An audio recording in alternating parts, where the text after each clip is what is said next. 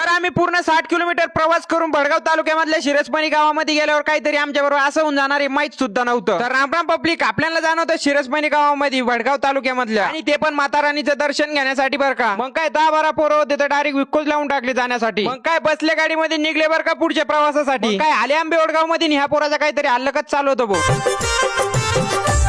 Piano वाजवणं गाणं म्हणणं चालू होतं बरं का. आणि गाणे ऐकता ऐकता आम्ही येऊन गेलो डायरेक्ट पाचोरामध्ये. आणि पाचोरामध्ये आले ना आम्हाला जाणवत आता भडगावकडे. भडगाव मध्ये आले, भडगाव मध्ये लावली गाडी साईडला. पुढे बघितलं तर पूल होता, आणि पुढे येऊन बघितलं तर तिथे एकदम पोलिसच उभे होते. पुलावर बघितलं तर तिथे पुलावरतून डायरेक्ट पाणीच चालू होतं नदीचं. ही नदी साधी नदी नाही बरं का, गिरणा नदी. डायरेक्ट पुलावरतूनच पाणी चालू होतं. आम्हाला या साईडून डायरेक्ट त्या साईड जाणं होतं, पण कसं तरी आम्ही गाडी घेतली, डायरेक्ट निघाले त्या साईडला. पुलावर एवढी डेंजर हालत खराब झाली होती ना गाडीमध्ये बसल्या बसल्या. पण असं वाटत होतं ना डायरेक्ट नदीमध्येच गाडी वाहून जाते का काय. बजरंग बलींचं नाव घेतलं आणि डायरेक्ट निघाल्या नदी क्रॉस करून दुसऱ्या प्रवासाला. आता आले आपण शिरसमणी गावामध्ये, लावून दिली गाडी साईडला. सर्व पब्लिक उतरून निघली बरं का ते माता राणीचे डेकोरेशन बघण्यासाठी. या गावामध्ये एकदम खतरनाक डेकोरेशन करेल राहता बरं का मंडळाच्या पोरांनी. तर हा झाला आपला पार्ट 1 शिरसमणी गावामधला. तर तुम्हाला पण पुढचा पार्ट बघणार असेल तर पटकन तुमच्या भाऊला फॉलो करून घ्या. तर आजच्यासाठी एवढंच, भेटू पार्ट 2 मध्ये.